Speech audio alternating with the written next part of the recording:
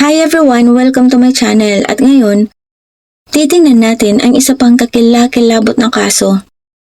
Isang batang babae ang papunta sa kanyang trabaho sa isang tindahan ng muebles. Ngunit matapos siyang magpadala ng isang nakakabahalang mensahe, bigla na lamang siyang tumigil sa pagsagot sa mga tawag at text. Agad na nagsagawa ng investigasyon ang mga awtoridad at mabilis na nakatawag ng pansin ang kaso sa buong Los Angeles bago pa ito naging pangunahing balita sa buong bansa. Nang tuluyang lumabas ang kabuuang kwento ng nangyari, nagdulot ito ng matinding galit at pagkabigla sa buong Amerika. Isang damdaming hindi pa rin tuluyang nawawala hanggang ngayon. Si Brianna Cooper ay isinilang noong ika-9 ng Abril, 1997 sa Los Angeles, California. Lumaki siya sa isang malaki at masiglang pamilya kasama ang kanyang nakababatang kapatid na babae at 2 kapatid na lalaki. Mula pa sa murang edad, kapansin-pansin na ang kanyang determinasyon at ambisyon. Isa siyang honor student, naging kapitan ng cheerleading squad sa kanilang paaralan at laging napapalibutan ng mga kaibigan. Kalaunan, nag-aral siya ng public relations sa University of Miami at nagkaroon pa ng pagkakataong makapunta sa Australia bilang bahagi ng isang student exchange program. Pagkatapos makapagtapos, bumalik si Brianna sa kanilang tahanan at nag-enroll sa isang graduate program sa UCLA na nakatuon sa architectural at interior design. Malalim ang kanyang pagmamahal sa sining at pagkamalikhain, lalo na sa larangan ng fashion. Mahilig siyang magdisenyo, manahin ang sarili niyang mga damit, at ang nangangarap na balang araw ay makapaglunsad ng sarili niyang koleksyon. Aktibo rin siya sa pisikal na gawain, nagsasanay ng yoga, sumasayaw, at maging ang boxing ay kanyang sinubukan. Pagbalik niya sa Los Angeles, pansamantala siyang tumira, kasama ang kanyang mga magulang. Ngunit kalaunan, pinili niyang lumipat malapit sa campus at umupa ng apartment kasama ang isang kaibigan upang makatulong sa kanyang gastusin sa pamumuhay. Nagsimulang magtrabaho si Brianna bilang consultant sa isang mamahaling tindahan ng muebles. Noong ika-13 ng Enero, 2022, ang 24 na si Brianna ay pumasok para sa kanyang regular na duty. Sa araw na yon, naka-assign siyang magbantay ng tindahan nang mag-isa dahil pumayag siyang saluhin ang schedule ng isa niyang katrabaho. Bandang 1:30 ng hapon, nagpadala si Brianna ng mensahe sa kanyang manager. "Pwede mo ba akong tawagan sa may customer dito at parang may kakaiba akong pakiramdam?" Ngunit hindi agad napansin ng manager ang mensahe. Makalipas ang ilang minuto, nang sa wakas ay matawagan niya si Brianna, wala nang sumasagot. Sinubukan din niyang tawagan ang landline ng tindahan, ngunit wala ring tugon. Halos kasabay nito, may isang magkasintahan na pumasok sa tindahan. Agad nilang naramdaman na may hindi tama. Walang tao sa harapan. Habang papasok sila ng mas malalim sa loob, may napansin silang kakaiba sa likod ng isa sa mga sofa. Nang lumapit sila, laking gulat nila nang makita na isang tao yon na nakahandusay at nababalot ng dugo. Agad na tumakbo palabas ang dalawa at tumawag ng pulis. Mabilis na rumisponde ang mga awtoridad at natagpuan ang isang dalagang nakahiga at walang malay sa sahig. Malinaw na wala na itong buhay. Nasa sahig, malapit sa kanyang kamay ang kanyang cellphone. Batay sa dami ng dugo sa paligid, agad nilang hinala na siya ay inatake ng ilang beses gamit ang matalim na bagay. Hindi rin nagtagal, nakumpirma na ang biktima ay si Brianna. Dinala ang kanyang katawan sa medical examiner para sa pagsusuri, habang sinimulan naman ng mga investigador ang masusing pag-imbestiga sa pinangyarihan ng krimen. Natural lamang na ang unang hinala ng mga investigador ay posibleng nauwi sa krimen ang isang pagnanakaw. Ngunit hindi nagtagal ay bumagsak ang teoryang iyon. Walang anumang mahalagang bagay ang nawawala.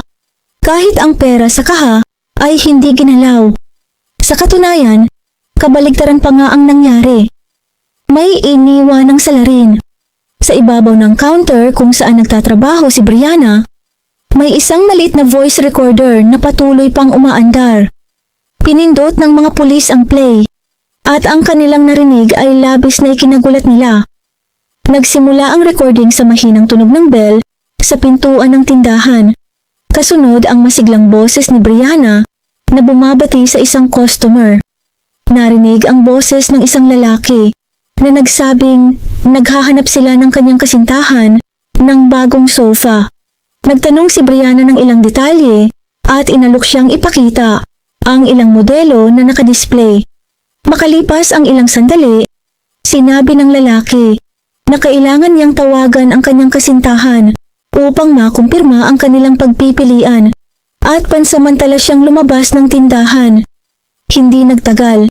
Bumalik siya at tinanong si Brianna kung maaari ba nitong ibigay ang kanyang social media profile.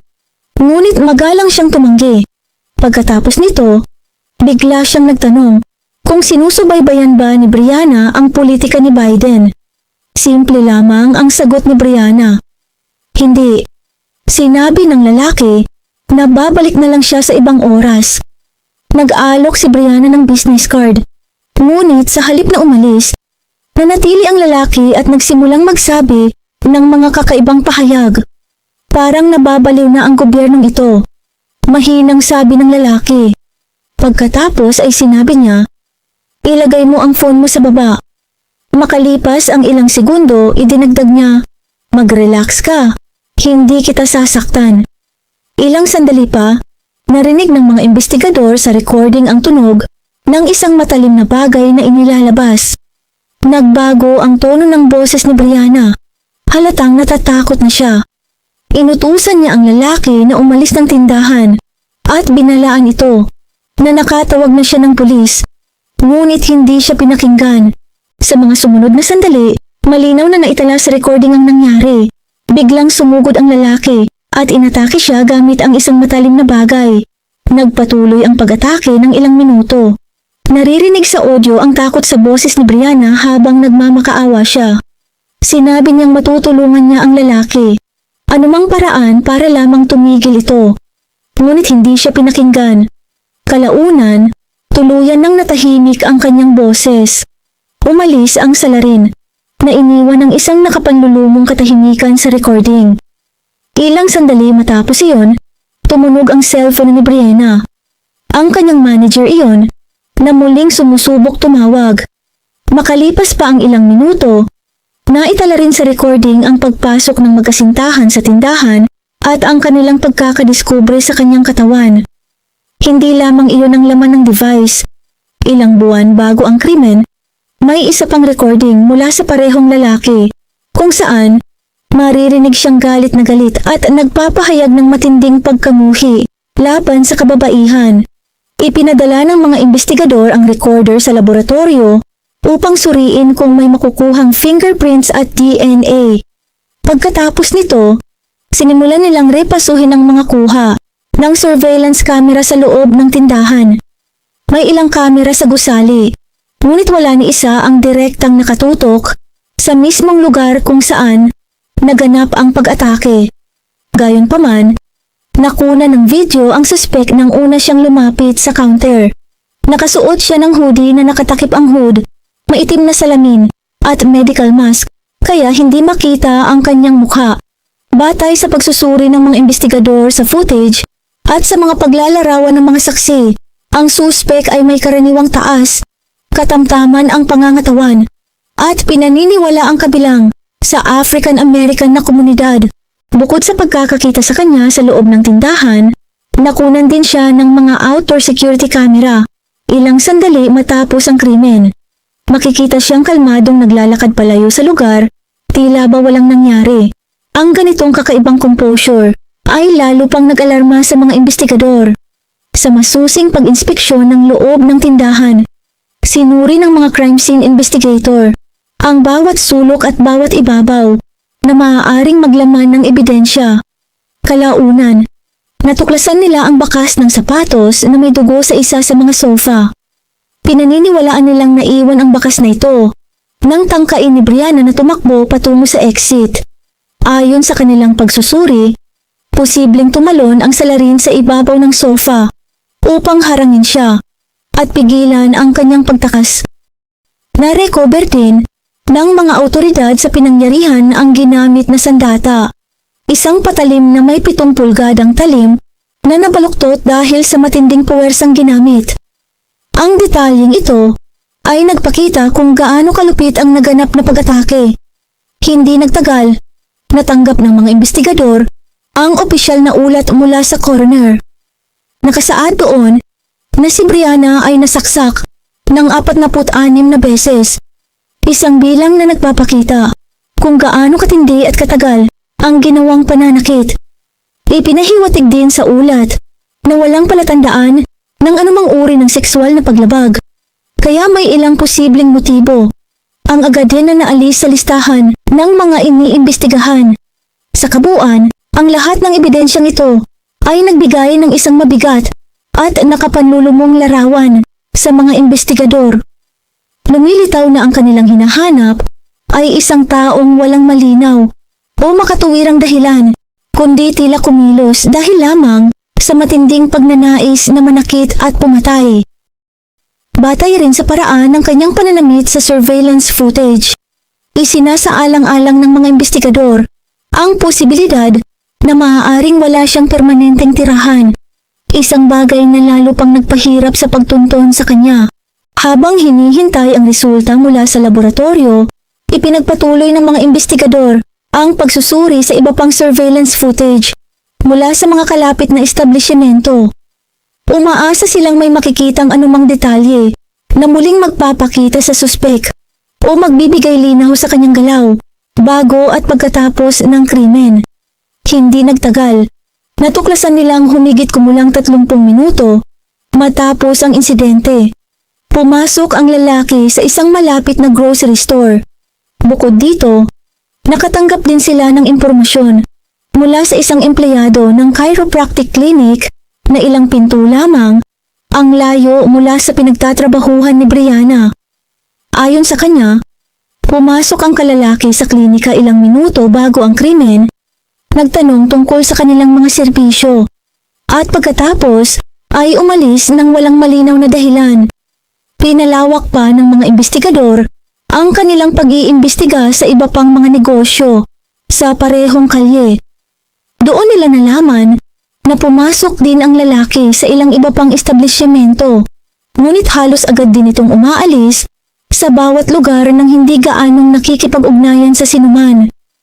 Habang binubuo ng mga awtoridad ang pattern ng kanyang kilos, napagtanto nilang tila sinasadya niyang maghanap ng isang taong nag-iisa at mas madaling malapitan. Sa lahat ng iba pang lugar na kanyang pinuntahan, mayroong higit sa isang empleyado o may mga customer sa loob, kaya hindi siya makakakilos. Sa kabuuan, 6 na magkakaibang negosyo ang kanyang pinasok bago tuluyang mapunta sa tindahan ni Brianna. Doon, si Brianna ay nagtatrabaho ng mag-isa at siya ang naging target ng kanyang pag-atake. Mabilis na kumalat sa buong Los Angeles ang balita tungkol sa pagkamatay ni Brianna at naging pangunahing usap-usapan ito sa lungsod. Umalingaw-ngaw ang galit at pagkabigla sa komunidad.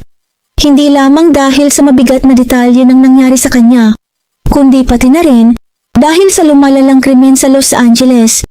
Isang sitwasyong ayon sa marami ay hindi nabibigyan ng sapat na aksyon ng mga pulis. May ilang residente at komentarista na tumukoy sa mga kontrobersyal na pulisya, tulad ng pagpapalaya sa ilang suspek nang walang piyansa at mas pinaikling panahon bago mabigyan ng maagang parol. Bilang bahagi ng mas malawak na problema, nagkaroon din ng malawakang diskusyon tungkol sa katotohanang si Brianna ay naiwan na magtrabaho ng mag-isa sa tindahan, isang sitwasyong pinaniniwalaan ng marami na naglagay sa kanya sa mas delikadong posisyon laban sa isang taong may masamang balak. Gayunpaman, ang matinding atensyon ng media ay nagbigay rin ng kaunting pag-asa sa mga investigador. Umaasa silang may makakakilala sa suspek mula sa mga larawang inilabas sa publiko. Ibinahagi ng pulisya ang mga larawan ng lalaki sa social media at sa iba't ibang news outlet at nag-anunsyo sila ng malaking pabuya para sa sinumang makapagbibigay ng impormasyong magtuturo sa pagkakaaresto nito. Karamihan sa halagang iyon ay nagmula mismo sa tindahang pinagtatrabahuhan ni Brianna bilang patunay ng kanilang seryosong hangarin na mahanap ang responsable. Dahil sa laki ng pabuya, daan-daang tip ang natanggap mula sa publiko. Ngunit sa kasamaang palad, wala sa mga ito ang nagbigay ng konkretong lead. Lumipas ang mga araw nang walang malinaw na progreso at tila umabot sa isang dead end ang kaso hanggang sa tuluyang dumating ang resulta mula sa laboratorio. Nagawang maitugma ng mga forensic expert ang DNA na nakuha mula sa sandatang ginamit sa krimen sa isang 31 gulang na lalaki na nagngangalang Sean Smith. Gayunpaman, tulad ng unang hinala ng mga investigador, wala ring permanenteng tirahan si Sean kaya mas naging mahirap ang pagtuntun sa kanya. Ipinakalat ng pulisya ang kanyang impormasyon sa buong lungsod, umaasang may makakakilala sa kanya at makapagsasabi kung nasaan siya. Hindi nagtagal, nakuha ng media ang record ng kanyang mga kaso at marami ang nabigla sa mga detalye. Lumabas na paulit-ulit na siyang naaresto dahil sa iba't ibang paglabag sa batas.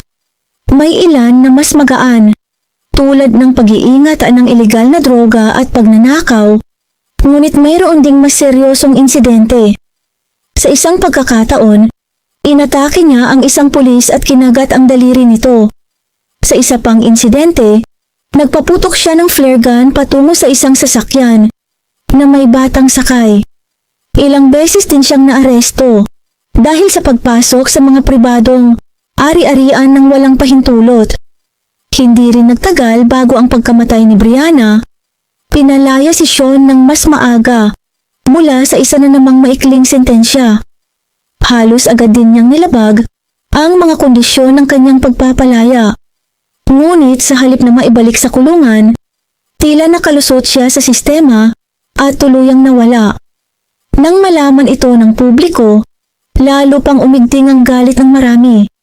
Para sa kanila, ito ay isang taong nabigyan ng paulit-ulit na pagkakataon, nakapagsilbi ng maiikling sentensya at muling nakalaya.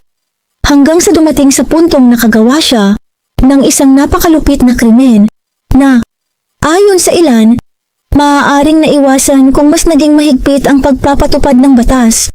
Samantala, patuloy na sinusundan ng mga investigador ang bawat tip na kanilang natatanggap. Umaasang may isa rito na magtuturo sa kinaroroonan ni Sean.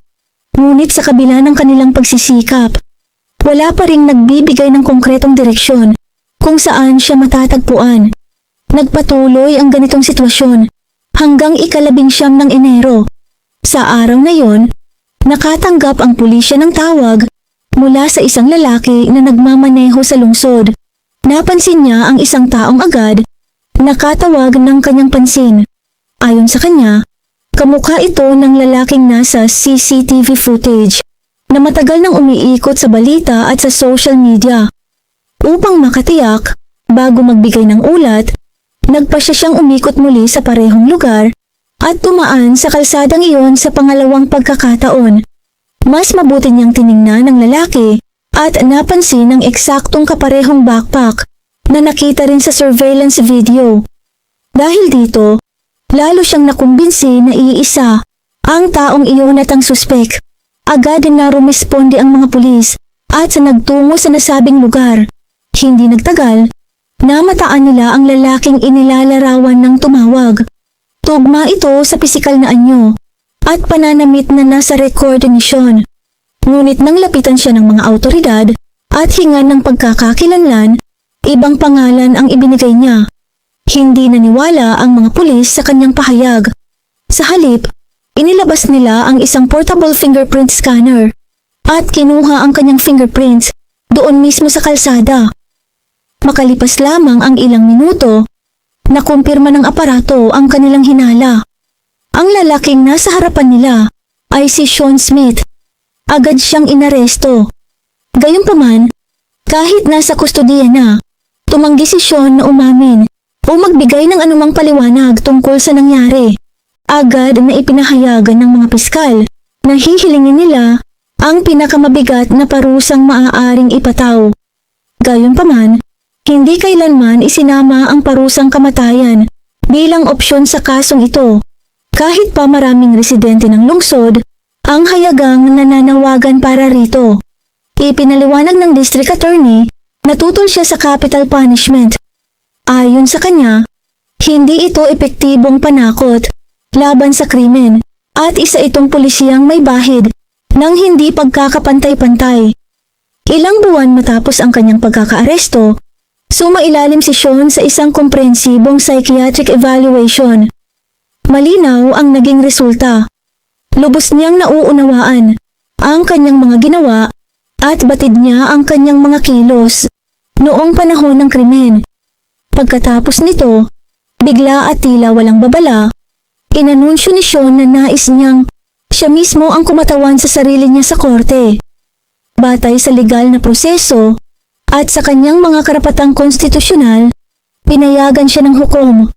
Ayon sa batas, maaaring tanggihan ng isang akusado ang serbisyo ng abogado kung ito ang kanyang igigiit. Ngunit halos agad ding nagkaproblema ang desisyong ito. Sa kanyang unang pagdinig, habang siya mismo ang kumakatawan sa sarili, kapansin-pansin ang kanyang pagkapikon at kawalan ng kontrol sa emosyon. Nauwi ito sa isang matinding pagsabog ng galit sa loob ng courtroom. Hayagan niyang ininsulto ang hukom sa harap ng lahat. Dahil sa kanyang asal, mabilis na binawi ng korte ang kanyang karapatang magrepresenta sa sarili. Itinalaga ang isang public defender upang humawak ng kanyang kaso. Hindi nagtagal matapos ang insidenteng iyon. Formal na naghahain si Sean ng plea na not guilty by reason of insanity. Ang hakbang na ito ay tila sumasalungat sa naunang resulta ng kanyang psychiatric evaluation na malinaw na nagsasabing siya ay may sapat na pag-iisip at nauunawaan ang kanyang mga kilos noong mangyari ang krimen. Sa kabila ng malinaw na salungat na impormasyon, naging batayan pa rin ng depensa ang pliya na iyon. Sa wakas, nagsimula ang pangunahing paglilitis noong huling bahagi ng Agosto 2024, halos 3 taon matapos ang pagkamatay ni Brianna. Sa puntong iyon, matibay na ang kaso ng piskal at maingat na nakahanda, suportado ng malawak na ebidensya. Kabilang dito ang surveillance footage, pagsusuri ng fingerprints, at conclusive na DNA results na nag-uugnay kay Sean sa krimen. Para kay Sean, ang depensa sa insanity ang huling pagkakataon na makaligtas. Limitado ang puwang ng kanyang legal team dahil wala silang matibay na argumento na makapagpapatunay ng kanyang inosente. Hindi tumawag ng kahit isang saksi ang depensa at hindi rin nagpakita ng pisikal o testimonial na ebidensya upang pasubalian ang mga aligasyon ng piskal. Sa halip, halos buong focus ng abogado ni Sean ay nakatuon sa pagpapakita ng isang naratibo sa hurado na ang pag-atake ay biglaan at impulsive, hindi planado o premeditated. Malinaw na taliwas ito sa mga natuklasan ng investigasyon na nagpakita na pumasok si Sean sa 6 na iba pang negosyo noong araw na iyon, aktibong naghahanap ng biktima bago tuluyang atakihin si Brianna. Bilang huling hakbang upang makaapekto sa hurado, iminungkahi rin ng depensa na ang kaso ay nakakuha ng labis na pansin sa media dahil si Brianna ay puti at si Sean ay African American. Ipinahiwatig ng abogado na may impluwensya ang racial bias sa pananaw ng publiko at sa paghawak ng kaso na nagpapakita na tila hindi patas ang sitwasyon. Sa kabila ng mga aligasyong iyon, ang bigat ng ebidensya at ang kawalan ng matibay na depensa ay nag-iwan sa kapalaran ni Sean sa kamay ng hurado. Habang nagpapatuloy ang paglilitis, pinatugtog ng korte ang recording mula sa voice recorder, ang parehong naglaman ng huling sandali ni Brianna sa loob ng tindahan. Bago ito pinatugtog, pinayagan ng hukom ang pamilya ni Brianna na lumabas muna sa courtroom. upang hindi nila marinig ang nakakatakot na mga tunog. Pagkatapos, iniutos ng hukom na ang recording ay hindi kailanman ilalabas sa publiko upang mapanatiling pribado ang huling sandali ng biktima. Nakinig rin ang hurado sa iba pang recording, kabilang ang isa kung saan lantaran na inihayag ni Sean ang kanyang galit sa kababaihan at ang kagustuhang saktan sila. Nang tuluyang matapos ang paglilitis, napakalakas ng ebidensya laban sa kanya, kaya halos walang puwang para sa alinlangan. Ang hurado ay nagdesisyon sa loob ng halos 1 oras lamang ng deliberasyon. Ang kanilang pasya ay malinaw. Si Sean ay guilty. Ilang buwan matapos iyon, dinala muli si Sean sa hukom para sa sentencing. Ang pagkakataon kung saan pinal na itatakda ang kanyang parusa. Muling sinuri siya ng ilang psychiatrist at lahat ay nagkasundo na wala siyang malubhang kondisyong mental na makapagpapawalang sala sa kanyang ginawa. Bukod dito, pinatugtog ng hukom ang ilang recording mula sa bilangguan kung saan naghihintay si Sean para sa paglilitis. Sa 3 magkahiwalay na tawag sa kanyang mga kaibigan at kamag-anak, lantaran niyang sinabi na kailangan lang niyang magkunwaring baliw at sa halip na makulong, mapapadala siya sa isang ospital ng 5 taon bago siya makalaya.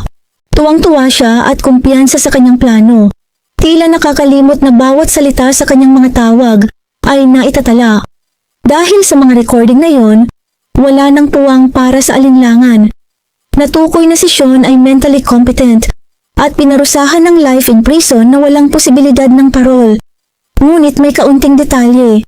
Sa ilalim ng mga bagong batas sa California, kahit ang mga nakatanggap ng life without parole ay technically pwedeng mag-apply ng parol sa hinaharap.